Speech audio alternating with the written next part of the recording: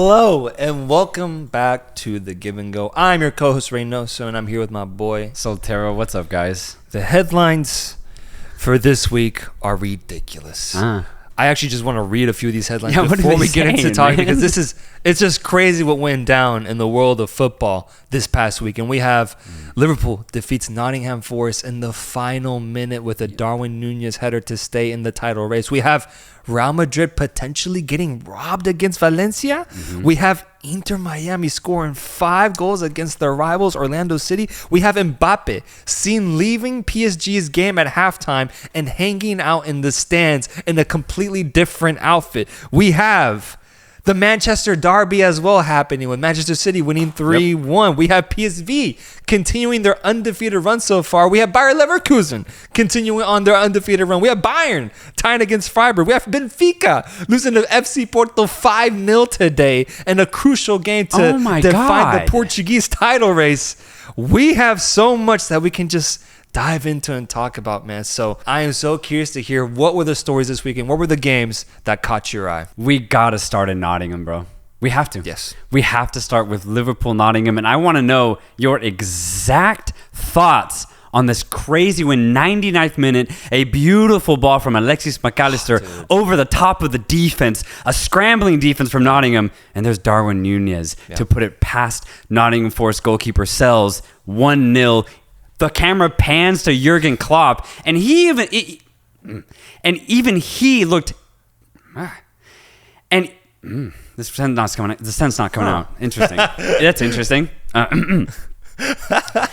The camera pans to Jurgen Klopp, and even he couldn't believe it. Yeah. It looked like he was just like, what the hell happened? And Liverpool end up with 3 points after a grueling 99-minute match against Nottingham Forest, winning 1-0. I think that's why this one feels so crazy to me. This result feels so crazy because we've had games in the past, Liverpool, where you felt it coming. You felt that goal coming. You felt that moment of magic, that moment of finally breaking through the defense and either getting the win or tying the match up. But with this one, man, I mean, dude, I really felt that this was going to end 0-0. I mean, going into it, you had all the injuries that Liverpool were playing with at hand. They had their youngsters step up in the domestic cup tournaments, but those are usually against weaker opponents. Here we're facing off against a Nottingham Forest side that's like in 16th, 17th place. You know, Vine trying to stay out of the relegation zone and playing at home, which is a really tough place to play at. Liverpool coming into their territory, trying to get a result with the lineup that they put out initially, I thought was going to be a really tough challenge. And I mean, it did prove to be that, dude. It really did. This was a brutal back and forth match where Nottingham had their chances and Liverpool had theirs as well.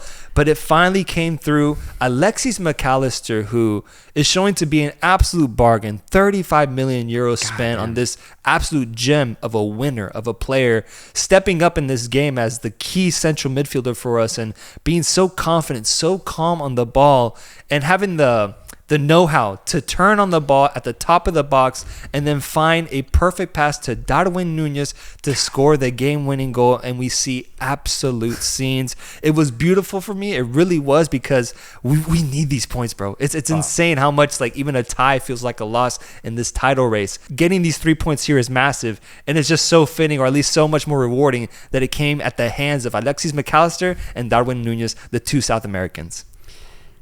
I was going for Nottingham in this match. I have Manchester City winning the Premier League, and I actually want to reenact my live reaction to Darwin Núñez's goal. Okay. All right. This is going to be a give and go first. Okay. A reenactment. How do we set this up? Are you ready? Yes. Goal just goes in for Darwin Núñez. Liverpool win 1-0. Game's over. Clear the fucking ball. Are you kidding me? You play for 99 minutes and you decide to dribble out of danger. Two of them, by the way. It was ridiculous, man. Hudson-Odoi gets the ball, top of the box, and the first thing he thinks is to dribble out of the danger. He runs into his own teammate, Awoniyi, and they get picked off, man. Respect yourselves. You had done everything to get a point out of this match. Respect your fans. Clear the ball. I don't understand. Like, the thinking of trying to dribble out of that situation is mad. It's absolutely mad. And I was so frustrated because Nottingham had put up a really, really good fight here. Yeah. Liverpool did enough to win, but a draw should have been the result of this match. 0-0. I can't believe it. Your goalkeeper's in danger. Clear the ball. 100%. No, 100%. I mean, do you look back on that play, and that's literally what defined it. They were playing with it in the box, and Alexis McAllister gets his feet on the ball and immediately retrieves it. But I mean, yeah, I'm completely agreeing with you, bro. That was the difference maker here, and it's Darwin Núñez who gets on the end of the ball. And I actually wanted to resurface a discussion we had last season where we got into a pretty heated debate over the status of Darwin Núñez. I'm glad you're bringing this up. Núñez, bro, he's not good. I'm not there yet. I'm not there. I'm going to defend my boy. You see the potential. I don't think he's been as wasteful as you're presenting him to be. He's got a lot of work on. And I get very scared because we saw something very similar in Timo Werner. A guy who was scoring goals for fun in the Bundesliga with Leipzig. Couldn't catch him, they said in German. Chelsea get him for a lot of money. Yes, and what happens? Bust. So I just get a little scared when it comes to Núñez because he was just as explosive outside of the Prem. Comes to Liverpool, and again, off the ball, I see the same explosiveness. With it, I don't. I just don't think it's fair to gauge it yet based off of the season that Liverpool has had as a whole, the injuries that we have faced, and honestly, what he's done so far, I think, is enough to garner a little bit of belief and faith.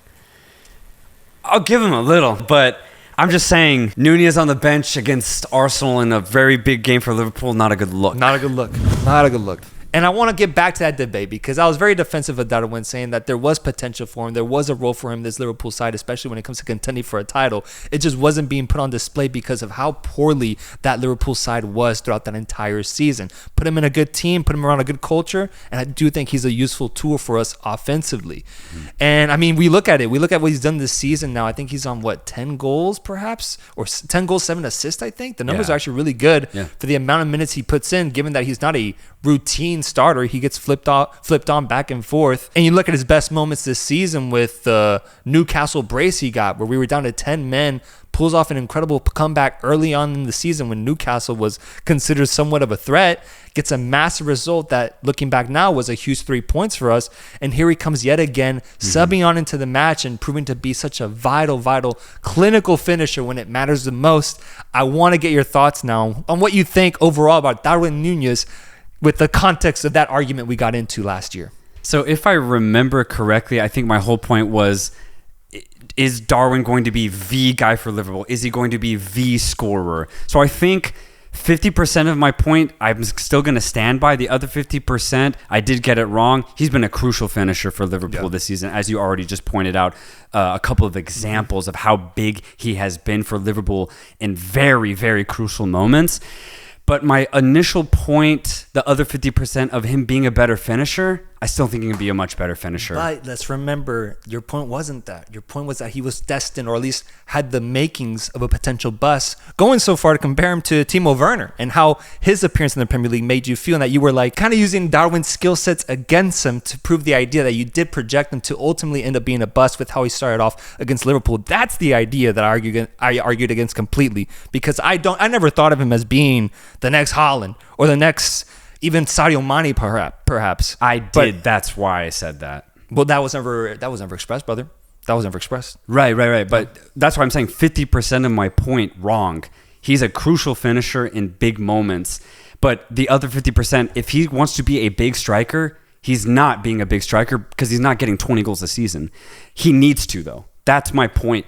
He misses a lot of easy chances, and he still has a lot of times this season. So that's why I'm saying 50% of my argument doesn't really apply anymore, because he is shown to be a very big time player for Liverpool this season. But the thing is, I think Darwin Núñez's ultimate potential is 20 to 30 goals a season just in the Premier League. He's not hitting those numbers, but it's because he's wasteful. He's wasteful, not like this, where he gets big in the box, but in times where the ball's at his feet, going back to the idea of Timo Werner being very wasteful for Chelsea when he was here, when the ball's at Darwin Núñez's feet, it's like, it's not as certain as it should be, considering how talented of a striker he is. For sure. And he still has not been able to show this season that he can be ultimately clinical, like an Erling Haaland or like a Luis Suarez, who was with Liverpool before. I think Darwin Núñez still has a lot more to grow as a finisher specifically, but as a player, as a person who occupies space in the box, he's very, very good. Yeah, I think that expectation is unfair to Darwin. I think it's unfair because you look that's not right, because at Benfica he was scoring 40 goals. But he was starting goals. every single game. Look at the minutes he was having at that team, bro. The minutes he's getting right now, Liverpool, I'm impressed with how many goals and how much impact he's having with the amount of minutes he's getting. That's my point. But he should be starting every single game. He's part of a loaded squad, dude. Offensive, we are loaded, dude. And that's but he's better than that. He should be better than that. I don't think he has to be right away, though. I think he's slowly growing into that role. And I think ignoring that potential or ignoring the trajectory that he's on is a mistake on your part, because I think a couple years from now, he will be scoring those 20 plus goals, and I'll be saying I was right, because I do think he was on that trajectory. He's just not doing that right now, but I don't think that's a bad thing. Yeah, and I will concede fully once he ultimately gets 20 to 30 goals. Gets that 2 in front of the... Exactly. That 2-0. That's all I'm looking for. But right now, he hasn't proved it. So I'm still going to stand by the idea that Núñez is not an ultimate finisher. He's not. Harsh. But he's not. But I don't think not. He doesn't. But you're saying he has to be in order for Liverpool to be a winning side. I don't think they have to. Oh, I'm not saying that. I'm just talking about Núñez, the player outside of Liverpool. Right? I just don't think we need that. I really don't, because we're proving that we're already the best team in the Premier League, which is the best league in the world, without him actually doing that, like scoring, getting on that trajectory of 25 plus goals. I think we're already showing that. Like, I don't know if he will ever truly hit that because of the way that he's utilizing this system too. But I think that you just look at what he's put in, the overall product, I think is very, very good, man. And to, I guess, ultimately disregard it, I think is a little harsh. Oh, okay. So you're saying Darwin Núñez, the role player, not even like just coming off the bench, even if he's a starter, his role is to generate, to create. Even if he doesn't get on the score sheet, if he's able to do that, you consider that a complete success? I think so. Yeah. I think, okay, then that's fair. I think so. Given today's market, I mean, looking at guys who are more expensive than him, and Mudryk and Antony, and what they're giving to their teams, I think what Darwin is giving right now is absolutely a justified product for the money that we put in. Sure, he could be scoring 20, 30 goals. I think in a different team, he probably would be doing that. If he was at West Ham right now, I think he'd be reaching that 20-goal mark. Okay. But I think at Liverpool, it's going to be a little bit tougher, because we have Diogo Jota, we have Luis Suarez, we have Luis Diaz. We have so many good players that I think play their own role within this team, that what he's doing single-handedly within it, I think is incredibly impressive. So that's why I defend him. That's why he's my boy. Okay, actually, I completely agree with that argument. What he's done for Liverpool, the team, you can't replicate that. Yeah. He's been huge, and he's also been a part of the system. He's not sticking out like a sore thumb as like a weak link. God. He's not at all whatsoever. So if you look at it like that, I actually completely concede. I guess personally, I put a big label on Núñez to be a top striker in the Premier League. And to me, you have to score at least 20 goals. But if that's not what you're looking for, he's completely successful for Liverpool, 100%. I think for sure he's beaten the bust allegations, and those were big last year, man. A lot of people are really comparing him to the Anthony's of the world and whatnot. I had to defend him during those phases of life, but thankfully I think he's beaten those, because he has been very, very impactful. It is the next step to get to. I agree with you in that sense. I think it might take a little longer than what's expected, and I think that's okay. You just don't think that, let's say Mohamed Salah has been your number one goal scorer for like 4 or 5 years. He's getting older. He's having an incredible season, right? You don't think once Salah is done, you're going to need a guy to fill in those shoes, right? Yeah.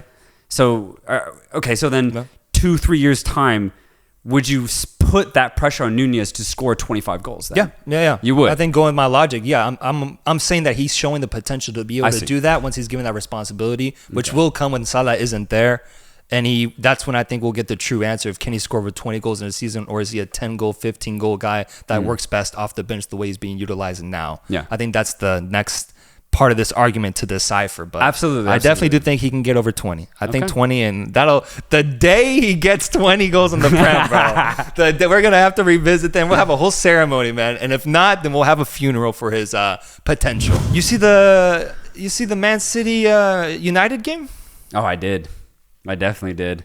First minute of this match, you could immediately tell Manchester City were energized and motivated because they immediately went for Manchester United's throats. Immediately. As soon as that whistle was blown, I was like, oh, okay, this is going to be a City onslaught for 90 minutes. Let's see what Manchester United can do. I think they were expecting that. You could immediately tell their defensive shape, they were sitting in super deep.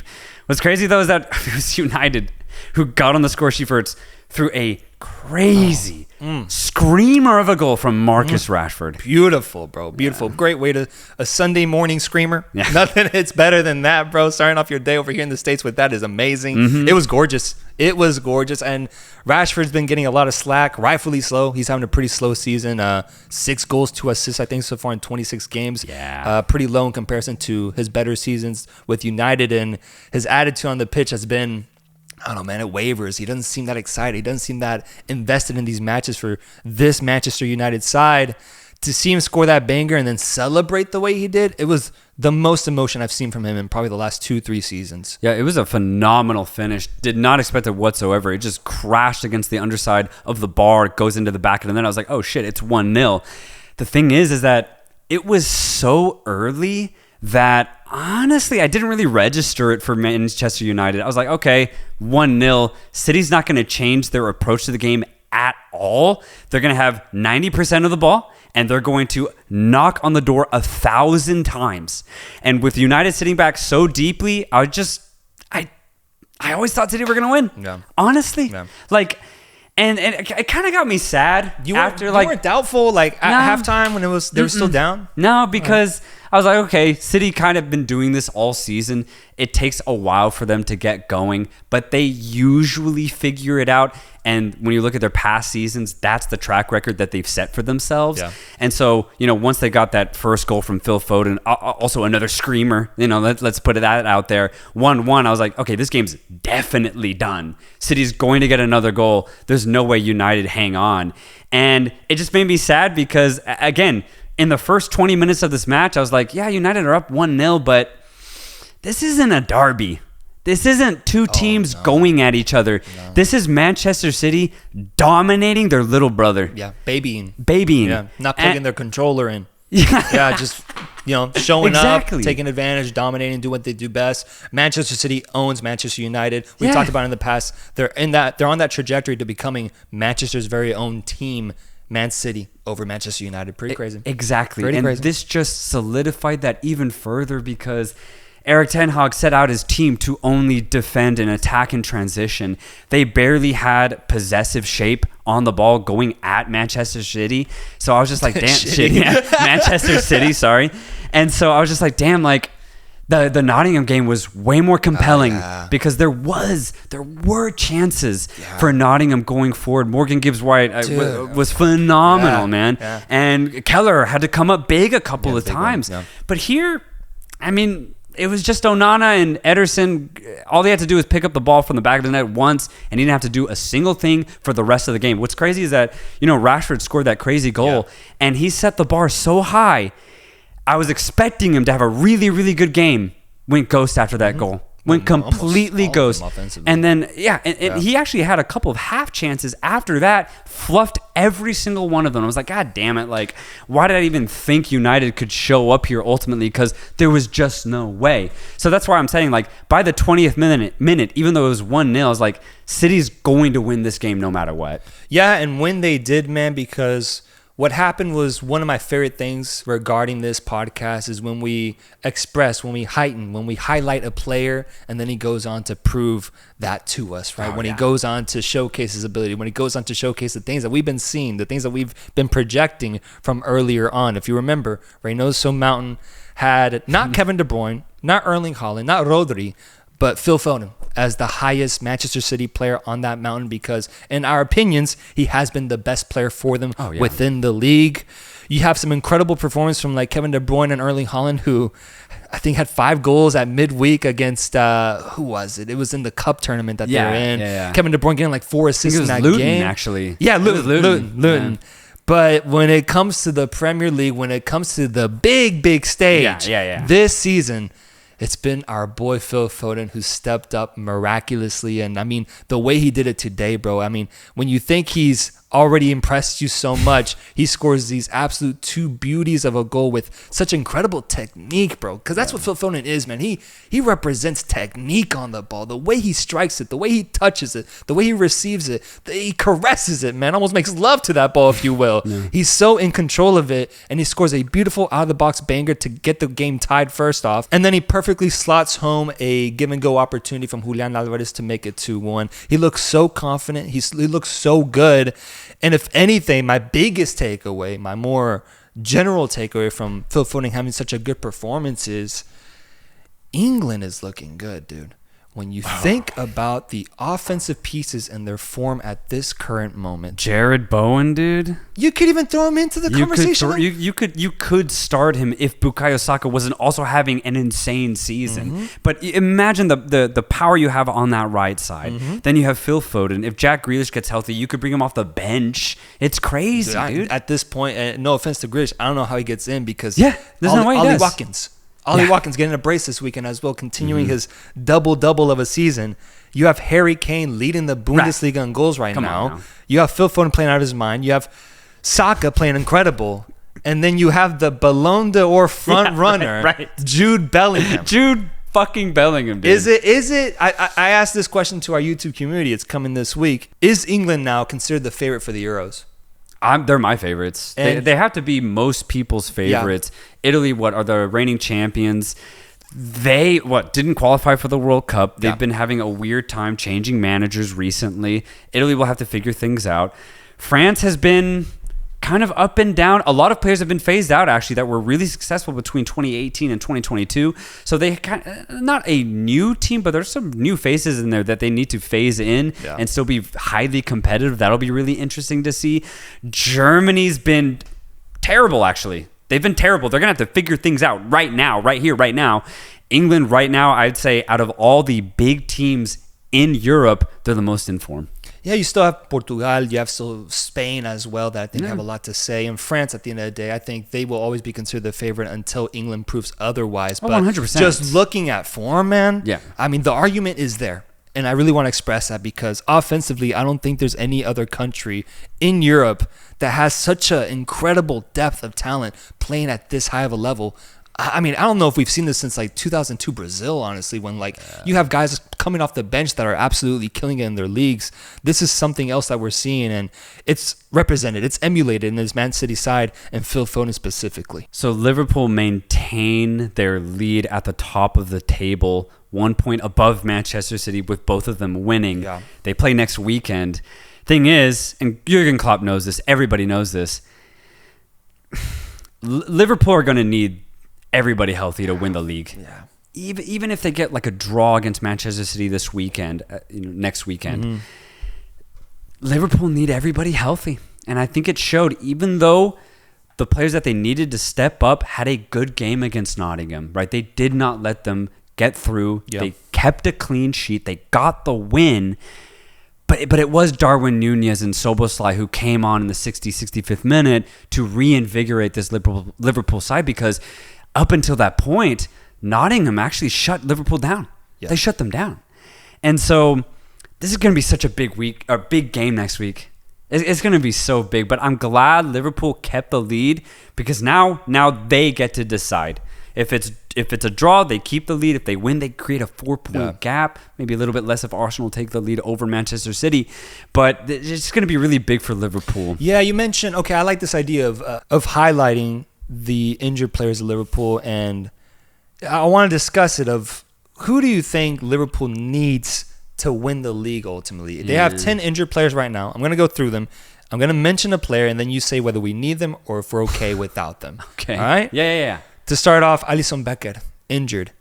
Will Liverpool be able to get by with just Kelleher at back, or will they ultimately need Alisson for those late games? Kelleher has been phenomenal recently. His shot-stopping ability has been fantastic. There was a moment in that Nottingham game, him against Morgan Gibbs-White. He closes the space so well, and he ultimately gets nice shot stops, man. I think Kelleher would be enough to win the league. I think so, too. So we're good there, although Alisson is an absolute saint, right? 100%. We have Ben Doak. Ben Doak, what is he even playing? I'm trying to remember. The right winger. Starter? He's the right winger. No, Starter. but he's considered part of the squad. He's out. I don't think we'll need him. These youngsters have been getting minutes. Curtis Jones is an interesting one. Expected to come back mid-March. I do think that Liverpool might actually need his presence to be able to continue vying for the title, because when he does play, actually ends up being a very productive player for Liverpool in their midfield, a more underrated type of player. Yes, he isn't that flashy, but he understands his role really well, and he's been playing it for a couple of years now, where just like Kelleher, you've seen him kind of grow into the role, and I think that matters a lot for this Liverpool side, who at some points has to rely on youngsters to play that role instead. Yeah, no, Curtis Jones is a fantastic player. I would say no, though, simply because Bobby Clark and obviously Harvey Elliott have really found their form recently, just like Kelleher. They've stepped up to the plate for Liverpool and have performed at a very high rate. And ultimately, Liverpool will need other midfielders healthy. So you could get by with an injured Jones. I feel like Bobby Clark's our last resort type situation. No, I'd rather have Jones for the depth, at least give him that opportunity. Yeah. But okay, I see what you're saying. Diogo Jota, out till mid-April. Is that a player we need? I think so. I would say yes. Yep. Come off the bench or start him in rotation. You switch him out for Luis Diaz, Cody Gakpo, whatever you need. I think having a healthy Jota is crucial, man. Yeah. It's crucial. Joel Matip out for the season, but I think that when you look at our center back situation, we have Konate starting at back. He's been great. Virgil van Dijk. Yes, both of them been great. And the youngster who stepped up, Gerald Kwanzaa, playing really, really well. And then you have a guy like Joe Gomez, who can play in that position too if needed. Is Joel Matip a guy that we ultimately need? No, I'm with you. I think the coverage that Liverpool have right now in that position is enough as long as they stay healthy. Yeah. Mo Salah, need. You need him. Need. No, and I think his absence in this Nottingham game was very apparent because at a certain point, this game got very stale offensively for Liverpool. If you had a guy like Salah on that right wing constantly attacking Nottingham's defense, you would have gotten a goal before the 99th minute. It would have happened. You need Mohamed Salah. There's no question about that. Ryan Gravenberch. This one's an interesting one because he's hasn't been the most exciting player for us, the most impactful, but he can be good in moments and he can be serviceable as well. But at the end of the day, he's a body and he's a midfielder, and that's a section of the pitch where we are very much lacking in terms of injuries. I think I'm going to say, and I remember how his performance went against Manchester City last time. He actually played very well at the Etihad against Manchester City. I'm going to say that we need him, bro. I'm going to say that we need him. Yeah, I'll go with you right there. I'd say out of rotation purposes, you will need him. You could get by as long as everyone else is healthy in that midfield. But yeah, he's a crucial piece as a body, as a rotational player. Point, yeah. Stefan Bacitic, who hasn't played, I think he's only played one game this season. The youngster, 18 years old Spaniard, had some good moments last year, but he's considered injured as part of our squad. Do we need him? Nah, I'm going to say no, fringe player. Yeah. And then we have Thiago.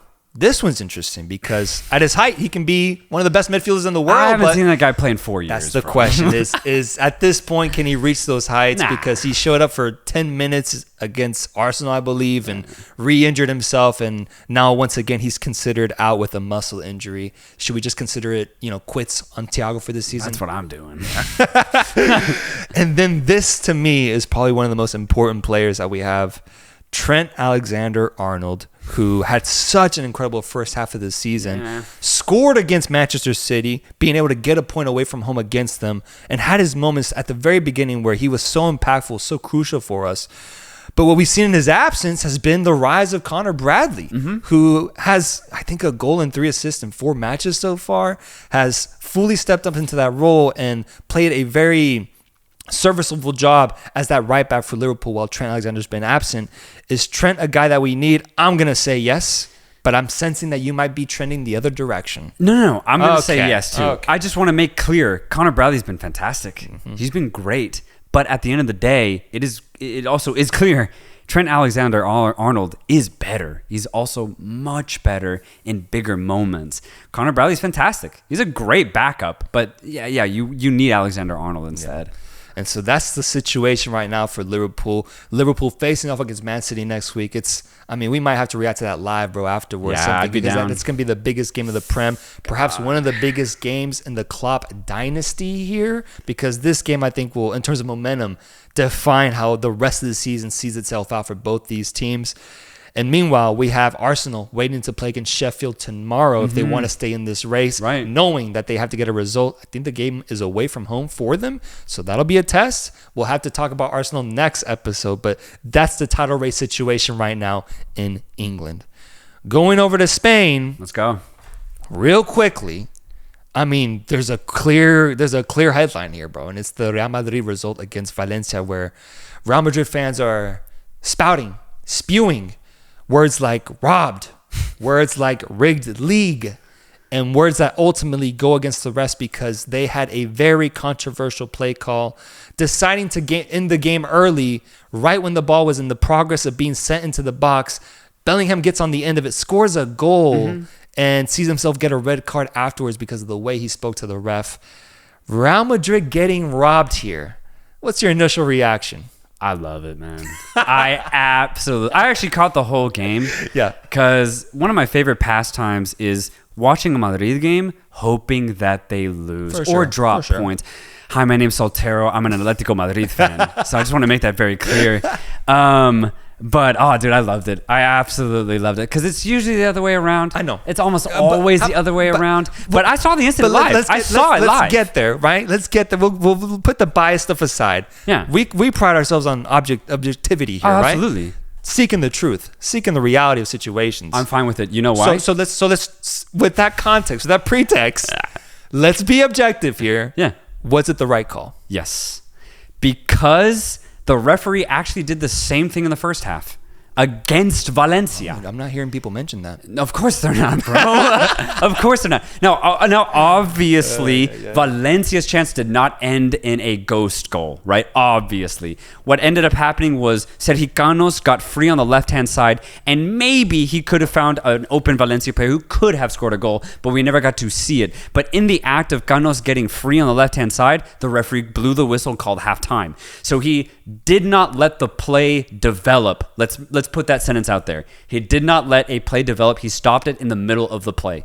If you take that into consideration, in the second half, Madrid this time on the ball, he blew the whistle mid-play. He did not let the play develop. Now, it just sucks for Madrid because the end of that play was a goal, but he did the same thing in the first half against Valencia. And it's funny because the Valencia players, first thing they do, they start wagging. They're like, no goal, no goal. And you can see Canos, who was on the bench, he immediately goes up to Dani Carvajal and he's like, same thing happened to me. Wow. Same thing happened to me on the other side in the first half, bro. Yeah. So you cannot call this a goal. That's why I'm completely fine with it. Because weirdly enough, the referee was consistent. Now, here's the thing. Was the referee wrong in both situations? Yes. Interesting. I'm going to say that's probably yes. where it gets controversial for people because just isolating the play, it looks like it's the bad call. You take into the context what happened in the first half, but yeah, it's not the way it should have gone, bro. No. Let's be honest, because when an opportunity has any sort of sense of danger like that, normally it doesn't get called. If the ball had been cleared out, maybe even further,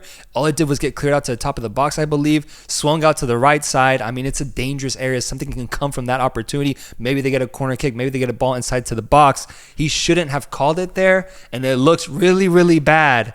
But it does. To me, I mean, bro, this is Real Madrid getting robbed, bro. I mean, I'm hearing people are saying that hearing Madrid fans complain about being robbed is like listening to Bezos complain he didn't get his change back at McDonald's. You know what I mean? And I think I agree with that. That's good. Like, that's really good. Like I can, even if they did get robbed, I would happily admit to it because what does it matter, bro? Ultimately, it doesn't matter. Girona loses the following day, bro, and fails to get a result against fucking Mallorca, man. Right. It doesn't matter in the title race. This is, entitlement. Maybe it's just not getting what they wanted ultimately, not getting the 3 points that they felt they deserved because they are Real Madrid. They win these games, and Bellingham could have added a goal to his list. But if anything, bro, I'm just like, Real Madrid fans, y'all win so much already. Let it go. Yeah. Just let it go. You're fine. Whether it was right or wrong, relax yourself. You're going to be the title contenders. You're going to win the title in Spain. Yeah. Everything will be okay. But yes, that analogy to me got me because Real Madrid fans complaining is something pretty crazy. It's something pretty crazy. The referee did get it wrong in both occasions. I'm just glad he was consistent. So that's why I say it's not a robbery. It's just bad refereeing. But yeah, I mean, Madrid getting robbed is a funny sentence because you just don't hear that often. No, man. You just don't hear it. But for Valencia, man, they played a great game. I'm actually really happy with how they played. They got 2 really good goals in the first half. And did they deserve a draw? I would say yes. Madrid could have won the game. There was a chance even way before that controversial call. Jude Bellingham dropped one of the defenders, had an open chance at goal, but it ultimately got blocked. Madrid continually attacked Valencia, especially in that second half. But I think Valencia did enough in the first half to get a 2-2 draw here. So I think both sides can come out, ultimately happy. But one thing I really got from this game was the Estadio Mestalla, Valencia's home stadium. Gorgeous when it's packed. I've seen pictures, man. Like, Gorgeous. I really want to go visit it, dude. Me too. Yeah. I love how it looks under those bright lights, Yeah. man. It looks like a stage, man. It looks awesome. It's just, and I hope that sometime, maybe over the next 5 years, Valencia get back into the Champions League, maybe, hell, even Europa League, and just play on a European night, because the Mestalla deserves to be seen once again. It was back in the mid-2010s, mid-2000s, but it's been a while. Dude, yeah, I mean, it's been a while. The whole time we've had this podcast, Valencia hasn't been good. No, it's been dark. Crazy. It's been dark years for Valencia. It really has. I did highlight them, though, at the beginning of the season, that this Valencia team, this generation that they have, is different, and they're trajecting in the positive direction, which is great. They proved it here tonight against Madrid. Yeah. So, again, hopefully, here's to they make a couple of good signings over the next couple of off seasons, and they keep a lot of their young talent that they have, and hopefully they build a really good competitive team for La Liga, because again, that Mestalla is gorgeous, bro. What place are they in right now in La Liga? I actually don't know. It's like mid-table, I'm pretty sure. It's like anywhere between 9th and 12th, I'm pretty sure. But there's another feature in this game that has been going on for a while, and I do want to bring it to light just because it is so apparent when you catch a Madrid game, and it is the fan relationship with Vinicius Jr. Man, it's my God, I've never seen anything bro. like it, bro. I'm gonna be honest. I don't know if I've seen anything like it, bro. If you're a Valencia fan and you had a bad week, your boss got onto you at work, your girl's, you're having trouble with your girl, you go to this game and you let it all out on Vinicius Jr. You let it all out. Because that's what it looks like. It looks like everyone's problem just gets scapegoated to Vinicius, man. Yeah. It's kind of crazy how he's the only guy that just, gets it from the crowd. Yeah, bro, no one on Barca gets that. No, one but on not the same, not even close to the same way, bro. People just throw it at him, bro. And that's where it crosses the line of people getting racist with That's where it crosses the line. Yeah, but beyond that, as like a role that he plays for the league, Vini is the league villain, I think, to everybody in Spain. Yes. I think it's very clearly. And people use him as a form of therapy, like bro. letting shit out, because when they see Vini, they just want to, it gets insulting, bro. It's bad, bro. This isn't bad, good, man. And it sucks, because I was thinking it from Vinicius's perspective in this game, and I was like, damn, like, you can try to not hear it, but if you hear it weekly, obviously not at home, but if you hear it every time you go on the road, it's just like, I actually don't blame Vinicius for reacting every time. I don't blame him, not at all. Because it's just pure emotional at that point. You're just hearing shit all the time, and maybe calls don't go for you, or maybe they do, but no matter what, you're going to hear it from the crowd. I'm just like, that must be relentless. Like, just can't stop it. And that's why I don't blame Vinicius at all every time he reacts. Never, dude. And I love it. I love it when he reacts and he goes at the crowd. Same, bro. yeah. Like, he embraces that role. I really do. When it's ultimately within a respectful dynamic. Right. I love it when he tries to silence the crowd after scoring and whatnot. But I don't blame him whatsoever, because, I mean, just imagine constantly hearing all this shit talking in your ear and knowing that you can do something about it with your performance on the pitch. That's why, to me, it's the most satisfying thing when that does happen, and Vinny goes on to, get past 2 players, dropping on the fucking floor, finish in the fucking bottom left corner, and start celebrating and dancing, man. That's one of the best fucking scenes to me, and one of the most rewarding ones, because just to have that many people in your ear has to get tiring after a while. And to use that as fuel to just better your game, which Vinny definitely does, I think it's really dope to see. Yeah, it's amazing to see. And despite all of that, he was phenomenal in this game. Was definitely bodied a couple times by Valencia's defense, but no matter what, and I've always said this, he finds a way. That's what he gets always me, bro. finds a way through the defense. He's gonna try shit on you, yeah, and you just can't stop. You can't stop it. And that's pretty crazy. That's a crazy asset to have in today's modern game of football. Exactly. And staying around Madrid, have you seen just the pattern of Mbappe showing less and less of a you could say a care in regards to PSG and ultimately, I think, setting his sights towards Real Madrid because he's leaving games at halftime and sitting in the stands and smiling, bro. Like, it's a crazy scene. I've never seen anything like this. I think he got subbed out early in his past 2 games as well.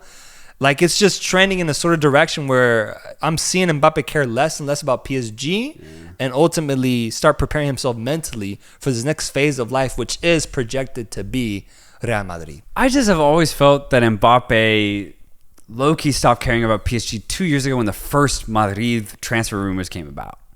And it's just been downhill ever since from a club perspective, Mbappe PSG. Obviously, he's a professional. He's still going to show up. He's still going to score an insane amount of goals. But as far as like where his future is, it's just been weird considering that every single time the offseason comes up, the question is Mbappe going to Real Madrid?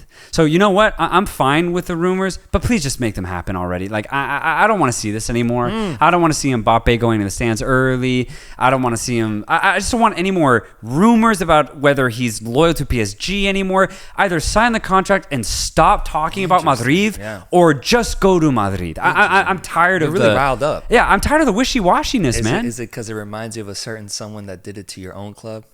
No, that was different. Because this sounds similar, That bro. was very different. No. All right, I'm just, no, because all right, that was very different you because sound a little riled up. That was very different because Griezmann never turned his back on Atleti until the very end. But this saga with PSG and Madrid has been going on for 2 years. Would you say it's been more disrespectful than how Griezmann managed that Atleti situation? I would say ultimately yes, only because of the duration. Like Griezmann had a bad time with Atleti for the last 3 months of the season that he ended up leaving in. That was about it. But the rumors were there for a while. They were there for a while, remember? But he never let it affect his performance on the pitch. No, that's never. true. That's true. And he never. The saga. I remember the saga being very long. The saga was definitely there, but he was never super vocal about it. He was never like, "Oh, okay, like I'm done with Atletico." He said that at the very end. But this thing of whether Mbappe is going to Madrid has been going on for so long. That's why I would say ultimately Mbappe's is, quote unquote, more disrespectful. It did end very weirdly for Griezmann at Atletico when he did go to Barcelona, but it was only a 3-month period where it was bad. So with Madrid ultimately dropping points, I was actually very excited to see the Girona-Mallorca game.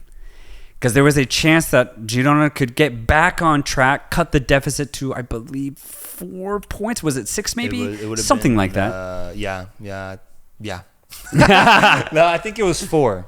Wait, no. It would have been 4 because it was 7 and then they could have cut it to 4. Yeah, there you go. But they were given the challenge to face a Mallorca side who just came off of a huge cup win that got them into the final of the Copa del Rey. And who got Girona's number in the semifinal. Oh, no, quarterfinal, I believe, beating them in the cup as well. Exactly. And the game was in Mallorca. With the greatest CONCACAF club coach of all time, Javier Aguirre, leading the lines as well. Exactly. So I was wondering, could Girona actually pull this off, considering that over the last 4 weeks, they've been faltering a little bit. First 45 minutes go by, and it was all Mallorca, actually.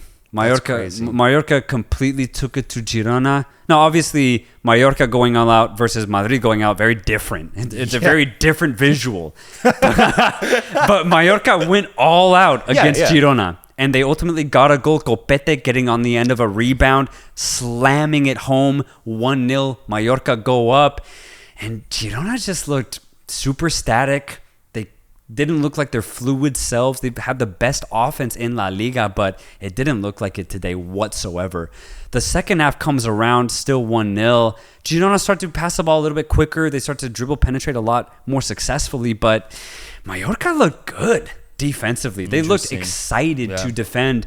They were very stout. They never looked stretched by Girona.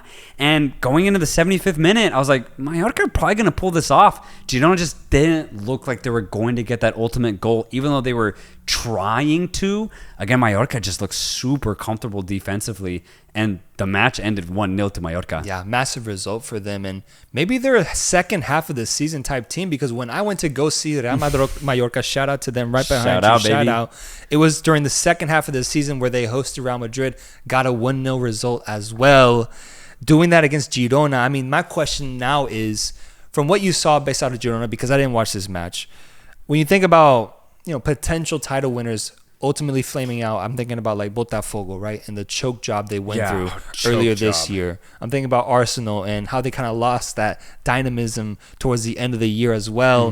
What is it about Girona? Is it a mental thing that they're starting to lose? Is it just kind of running out of fuel? Is it what's happening on the pitch? Are players losing their form? What is it that's caused them to have such a, honestly, a bit of a downhill performance this past month that essentially has kept them out of the title race now? I would say the biggest thing that it's looked like is players are just out of form now.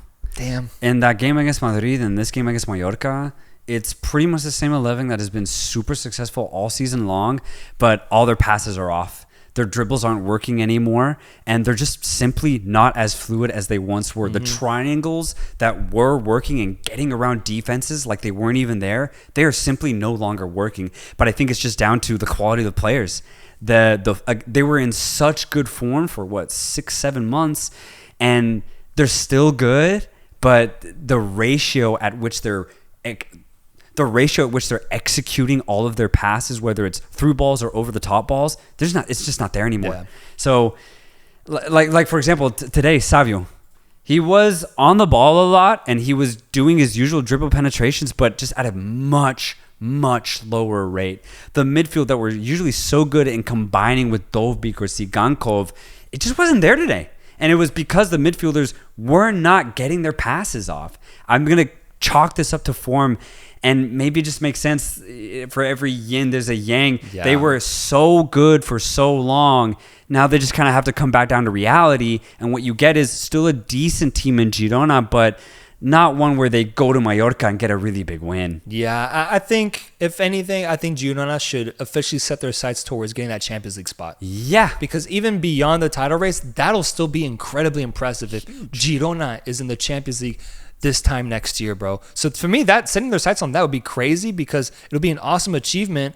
And yeah, you didn't beat Real Madrid, a team that is extremely well funded and has some of the best players in the entire world. That's perfectly fine. That's definitely something that you can hang your hat on. But getting that Champions League spot, I think, would be big for their club. Yeah. And it's the next step to, focus on now that they got this disappointing result against Mallorca. Yeah, that's going to be massive for Girona. Getting Champions League, the money, they'll be in the group stage automatically if they can keep that top 3 finish. But with this loss for Girona against Mallorca, I then set my sights to Barcelona. Okay. Because they could then actually go over Girona into second place if they're able to beat Athletic, who also just came off of a huge Copa del Rey semifinal win against my beautiful Atletico Madrid. And I was very curious to see if Barcelona could then pull off a really good result here in the San Mamés. Game ends 0-0. Folks are saying that there were some key injuries. There was Frankie de Jong tweaked his ankle. That one I'm not too worried about. Didn't look that bad? It didn't look too bad. Medical Soltero here. Medical Soltero here. Here's the assessment. Frankie de Jong, I think, is going to be okay. Okay. It's the Pedri one I'm worried about. Really? That's even worse then. At one point, playing, I think, like 55 games in one season at the age of 18, he has been paying the footballing gods his debt with injuries because he cannot do that anymore. He has not been able to be the same person, the same player, and he has gone out basically every season at some point for a long duration of time. Here he is getting injured alongside Frankie de Jong right before their clash against Napoli in the quarterfinals of the Champions League, bro. It's huge. And what sucks for Pedri is that it was completely non-physical. I mean, there was a bump like on his shoulder, but it was his leg that gave out. Yeah. It's a muscle injury. It's not like a contact one. And those are always worse. And it's what we've seen from Pedri. He has problems with his joints, man. And that's just not what you want to see. He's injury prone. Yeah. And at 21 years of age, like, it's just not a good sign. You think you can officially say he's injury prone? I'm going to go ahead and say it. Yeah. I think he's injury prone with this. Like, and at this point, if you're Barcelona, if you're the medical staff, like, what do you do? I would prioritize his health. Not even if he is healthy at the end of the season or even within a month's time, don't bring him back. Focus on rehabilitation, recuperation. Figure out what is the best plan of action for the next 12 months to maintain his health. Because if you can't do that, he's going to get injured every 2 to 3 months. But there's no way he doesn't play the Euros, bro. He can't. Like, he would have to sacrifice that. He's going to have to. Spain loves using him. He's going to have to. I would say don't play in the Euros if I'm Pedri. And it's no, and I'm not even saying I would love to see him. I know, but I know what you're saying. For the sake of his career and his health, yes, sacrifice a few months to get back to 100%. 100%, not 80, not 85, not even 90%, 100%. I think the only way that happens is if you give him 6 months of physical therapy. Yeah, probably. He might be one of those players surgery. That you forget exists, like Thiago, for example, comes back 12 months later. And you're like, oh, shit, okay, he's back. But he's back to, well, this doesn't work for Thiago, but, that type of player that leaves the sport of football for a whole year, comes back ready to go back into action 100%. And he might have to do that. What's crazy is that who makes that decision? Is it the doctors? Is it the coach, Xavi Hernandez? Is it the higher-ups, the executives at Barcelona? Because I think it's the people least connected to the sport that I think made the decision, bro. That's why I'm worried. Because I think they're ultimately going to run this kid to the ground. Dude, he sells jerseys. He does. The midfielder for them. I know. I just think I would rather see a very healthy Pedri where I'm not sweating to see if he's going to have a muscle injury every game. And I think the only way you see that is if you give him a long time out. Are you as worried about Gavi? Because he's been out basically the whole year with his early season injury that I think was an ACL. Yeah. I in a way, kind of. I want to see how he comes back after this ACL injury. Yeah. If he comes back, plays 3 months, and gets injured again, I will put the same label on him. I think I'm a little less harsh on Gavi because he wasn't as injury prone before as Pedri, right? But also the style of play that he has, he's much more physical. It makes sense that he gets injured. True. Pedri is all technique, bro. Like he's rarely bodying up guys or getting himself in like these crazy clashes. Like for him to have an off the ball injury is incredibly concerning, man. Yeah, it's just not good. And so with those two absences, both in the first half, the game ended up being pretty sloppy, man. Really sloppy. Athletic looked tired. They just had a midweek game. And they didn't look super into the game, but they were there enough to get a 0-0 draw. It was completely deserved. Neither side really went for it. There was almost no goal-mouth action. So 0-0 was the right result. Madrid, Girona, Barcelona all dropping points. Are Iñaki Williams and Nico Williams the best pair of brothers in the history of football? Shit. Think about it, man. They're living the dream. Out there? They're living the dream, literally playing on the same team, deriving from the same mother, sporting the same last name, and assisting each other and scoring midweek against Athletic in the Cup, living the dream of brotherhood here, playing on football's biggest stage in Spain. I mean, when you think about other pair of brothers that have played at this level, I don't know if there's been one that's played at as high of a level as these two have. Yeah, especially the scenes that we've seen this season. The Williams brothers are doing amazing things for Athletic. And similar to Valencia, this new generation of Basque players for Athletic Bilbao, I think they could, hopefully in the next two years, get a Champions League spot, man. Yeah. I think they're already, in fifth place? They're fifth, They're man. right They're right there. Yeah. So maybe they even get it this year, but there's a gap. It'll still be There's tough. I think it's like a 5 point gap for them. Yeah, they would have to hope Barcelona keep dropping points essentially, or Atleti. Exactly. Atletico out of the top 4 teams, the only team that got points this weekend, or a win, mind you, a nice 2-1 win against Real Betis. Oh wow, that's good. It's a good one. I think Betis are in 6th, right behind Athletic. But yeah, I like this new generation of Basque players for Athletic. Again, similar to Valencia, I hope that they can bring back Champions League football to Bilbao, because that would be a sight to see. Similar to Mestalla, man, the San Mamés is one of my favorite stadiums to see. Fully packed, man. It truly is a cathedral. It's just amazing to see the passion that those fans have. Let's stay in Europe then and just highlight something that I noticed. Everybody's talking about Bayer Leverkusen's undefeated run so far, getting another victory in the Bundesliga, while Bayern ties Freiburg, extending that gap, I believe, to now 9 points perhaps.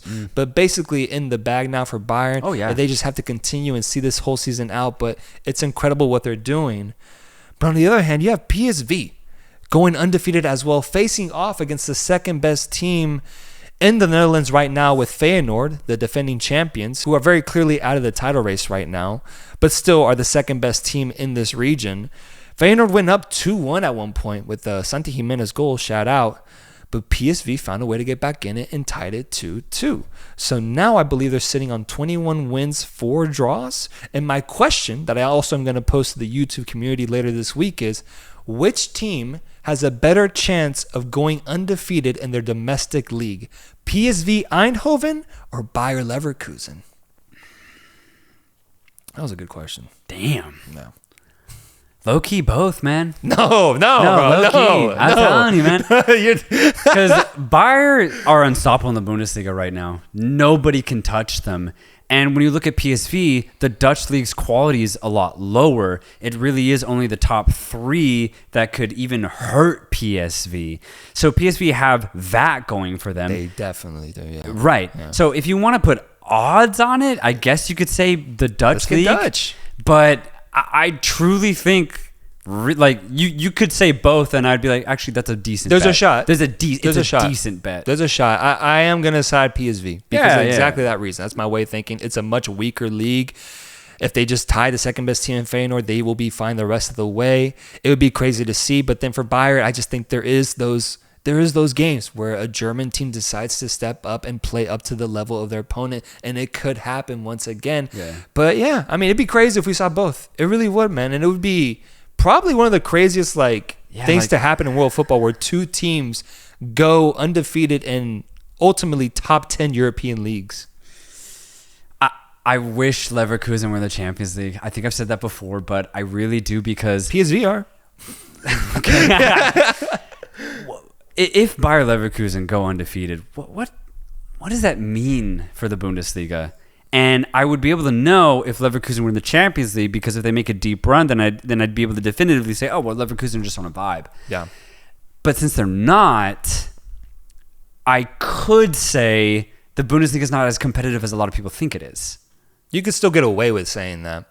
I just think we're in an incredibly interesting conundrum here, because you could kind of say the same for Liverpool.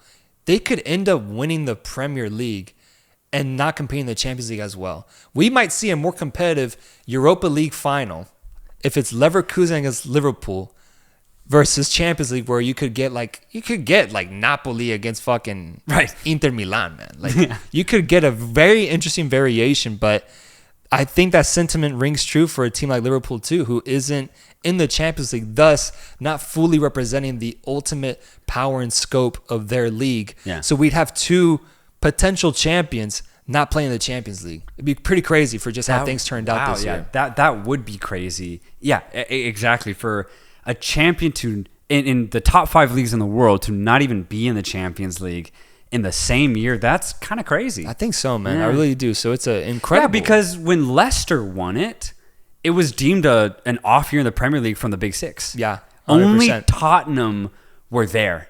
All of the other teams were either in a rebuild phase, a transitionary phase, and it was very apparent that was what was going on in England. So it was open for Leicester to have a crazy season. And so, yeah. So if you consider that another team's not in the Champions League and they win it too, does it mean the same thing? Or, yeah, obviously we'll get there, and we can talk about once that actually happens. But yeah, it definitely opens up some really interesting conversations. I really hope we get that Europa League final, man. I would hate it if there's someone else awesome, involved, man. It would be crazy to see that actually happen on that stage.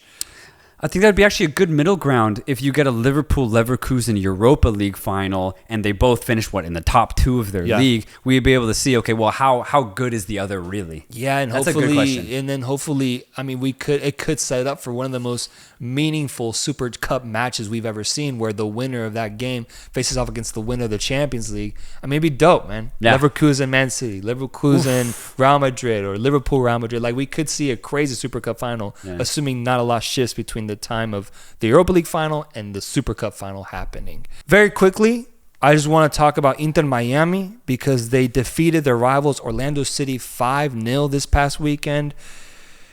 And I mean, I got to submit an apology. I don't think fully. I think I got to submit a little bit of a handwritten letter then. A little bit of an email. I'll send an email, because you could argue Luis Suarez resurrected after I said he died, bro. Died. And said that he would at most get over 7 goals in the MLS. Oh, he got 2 this past week, bro. He got 2 this past week, and it was typical Luis Suarez fashion. Some really good finishing there. Got a nice assist too. I mean, he showed up when I criticized him. And I just think that deserves a little bit more credit because the more I doubt this guy, I mean, I doubted him when he was with Gremio and he put up insane numbers for them. Okay. He is doing that now, getting a big result against this Orlando City team. Could this Orlando City team have played much better? Sure. But I'm going to give him his spot. I'm going to give him his credit here because 2 goals after I said he was essentially dead and buried in the dirt, footballing-wise, I think is something that deserves credit. Okay, yeah. In that regard, sure. I just always have seen Luis Suarez in the latter years of his career as Zlatan when he came to the MLS. Physically, a shadow of what he once was, but IQ-wise and execution of the ball-wise, still elite. So when Suarez has a beautiful first-time finish against Orlando City, or he does a nice little give and go, a beautiful take, a nice small drive into the box, and a good finish, that doesn't surprise me because it's Luisito Suarez, one of the best finishers football has ever seen.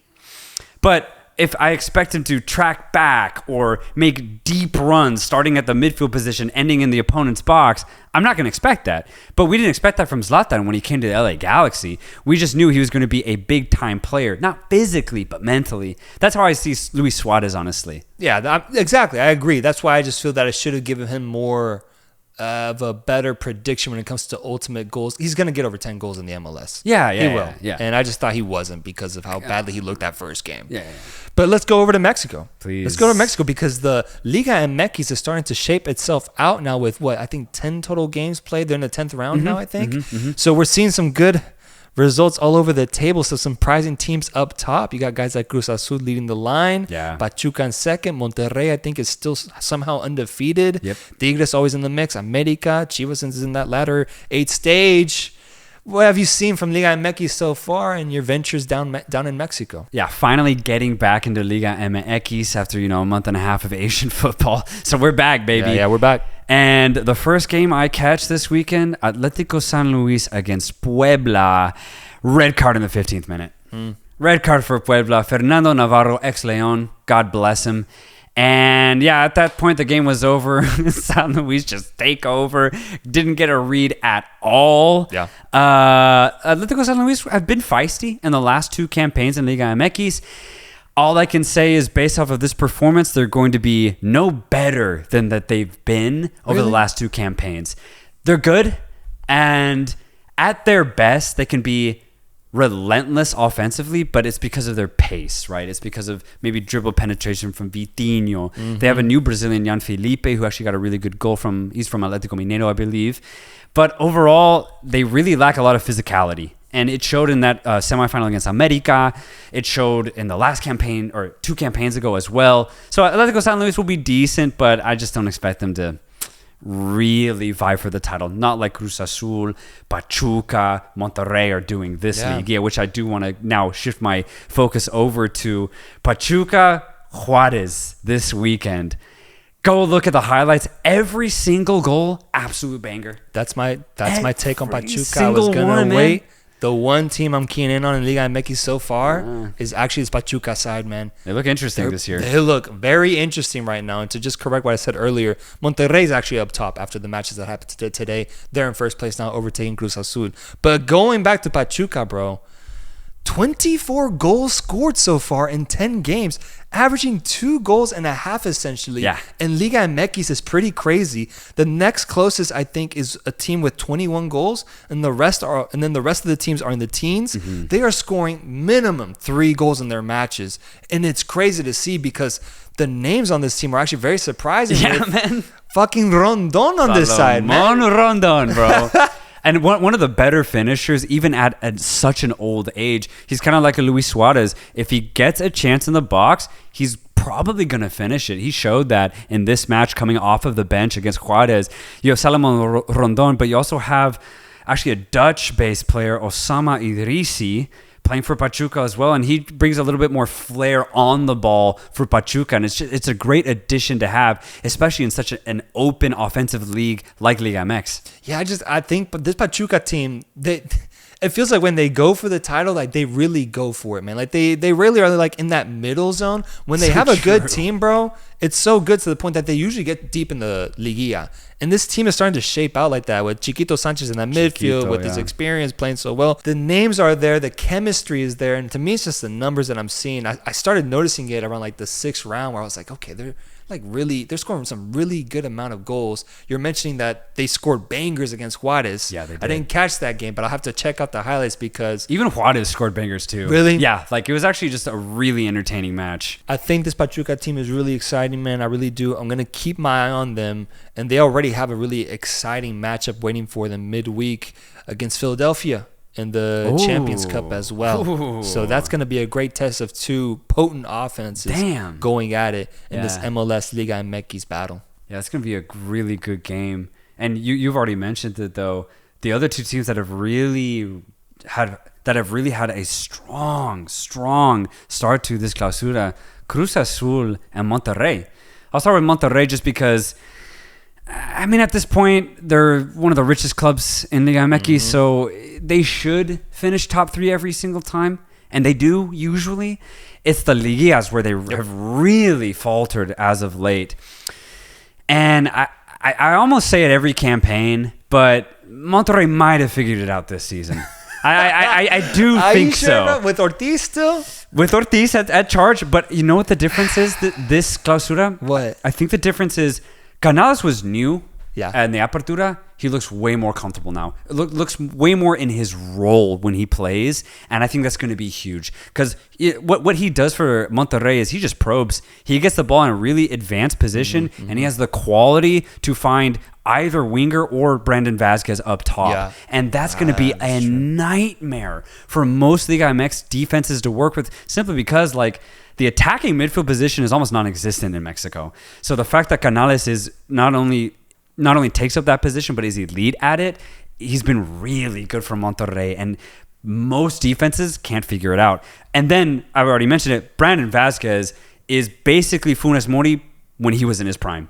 He's an excellent finisher, one of the best in CONCACAF. You add that to Monterrey, that's why I think they're different this season. Yeah, they have to be contenders. I'm seeing 5 goals for Brandon Vazquez in 8 matches in Liga MX. Yes, sir. And 5 goals for Sergio Canales and an assist as well in 9 matches. That's 10 goals combined for these two guys. Exactly. In Liga MX, those are major numbers. I'll buy into Monterrey. I'm buying into them this league. I'm buying into them this clausura. I'll buy into them happily because I don't have any sort of grudge against them or anything. Like, I'll buy it if it's good. Where I won't do that, bro, I won't do that with Cruz Azul. I won't buy into this Cruz Azul team. Anytime they employ, anytime they pay a weekly wage to Uriel Antuna, I will not buy into that fucking team, man. I don't care how good the numbers are. I don't care how badly they slapped my Chivas this past weekend. Yeah, careful, man. I don't care, bro. I will not back this team no matter what, man. I will let my bias take over when it comes to Cruz Azul. They have to become champions for me to ultimately flip when it comes to this team and this club. I'm sorry, bro. And I know there's Cruz Azul fans that watch us, big fans, a shout out. It's all love. But at the same time, man, I need to see it to be fully convinced. Whereas Monterrey has won their titles, whereas even Chivas has gone deep. Yeah. I need to see it from Cruz Azul in the modern era of football to prove me wrong. It's a great point. Cruz Azul have been flowing really well offensively this clausura. Obviously, just scoring 3 goals against your beautiful Chivas. But you know what's crazy? Despite all of that, they played America last weekend. The Clásico Joven caught that match, and America dominated them. Dominated them. So, if Cruz Azul right now, they play against the bottom half of Liga MX, they're going to win 3-4-0. That's really good for them because they usually don't do that. The problem is, it's why you won't buy into them. I think when they play against a top 3 side in Mexico, they still won't win. No, and I think that's going to happen this season too. They've improved, and that's great for Cruz Azul. But the way they played against America, man, even though it was only 1-0, America they played around them. Cruz Azul were chasing shadows for the majority of that match, and it was a reminder that, you know, when push comes to shove, when we get into that Liguilla, quarterfinals, semifinals, you really got to show up. And I don't know if I trust Cruz Azul to do that. I think, if anything, I trust America right now out of all teams right now. And if you're watching Liga MX, you might want to heavily consider a bicampeón option here with America winning back-to-back titles. Yep, and they have the Champions Cup matchup against Chivas happening as well this upcoming week. America has a chance to make another early season statement against their biggest rivals. Jeez, yeah. And look, we're in a dark era right now, Chivas and America wise, El Clásico wise, Super Clásico wise, because America has essentially dominated the matchup for the past few years. And I'm just kind of fearful of what's to come for us. But it is because, to give them credit, because America is going through one of the best generations I think I've seen from them in the past decade, bro. This side, I mean, top to bottom, is stacked, really good, and now has the confidence of having won the title against one of the most dominant franchises in this league, and Tigres. It's looking dangerous for me when it comes to America. I'm scared to see what they do to these other teams, and it's scary because I'm the team that they want to hurt the most. I'm the team that they want to let it all out against, bro. Yeah, no, I'd be scared too. Me. I will always go for my Chivas, and I will always root for them, but right now in this current time, with the state of Chivas, with the inclusion of our new coach, I just don't think we're ready yet to be able to take over America completely, and go for the title.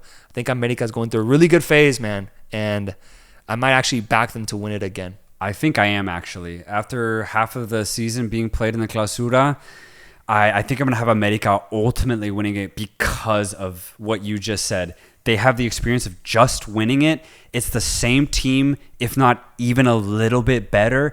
And what scares me the most is when America, this version of them, play in big matches, I just don't see them cowering from the moment. Yeah. I really don't. It's going to take something really great to topple this America side in a two-legged affair.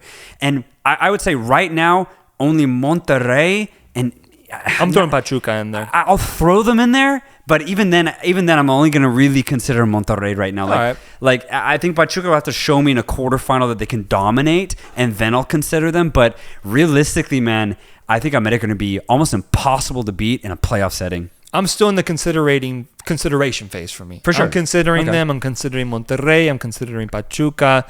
Maybe even Toluca, man, who I always just have a little bit of love for, there, man. yeah. I love my Toluca, man. I really do love them. No Tigres, huh? Maybe. I'm still not fully there with them, but for sure, I think there's a clear top three, and then there's the rest. I agree. And I think Cruz Azul leads that rest area, but they're just not there to fully convince me to get into the contender zone. Hopefully, a Cruz Azul fan can maybe prove us wrong with what they believe in their team, but for now, I'm considering these teams, and America is looking like one of the strongest ones.